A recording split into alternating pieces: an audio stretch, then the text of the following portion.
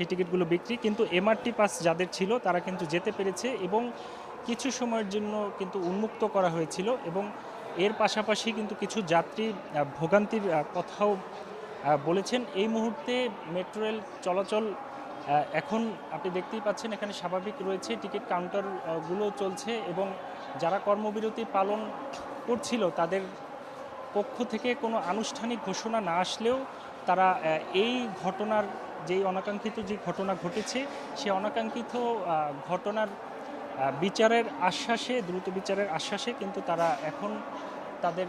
কাজ সঠিকভাবেই করছেন। এবং আরেকটি বিষয় জানিয়ে রাখি যে এই ঘটনাকে কেন্দ্র করে কিন্তু রেল উপদেষ্টার দুপুর ৩টার দিকে তার এই বিভিন্ন স্টেশন ঘুরে দেখার কথা রয়েছে এবং এখন পর্যন্ত এখানের পরিস্থিতি স্বাভাবিক রয়েছে, মেট্রো রেল চলছে এবং কর্মবিরতি সম্পর্কে কোনো আনুষ্ঠানিক ঘোষণা না আসলেও তারা কিন্তু সঠিকভাবে কাজ করছেন।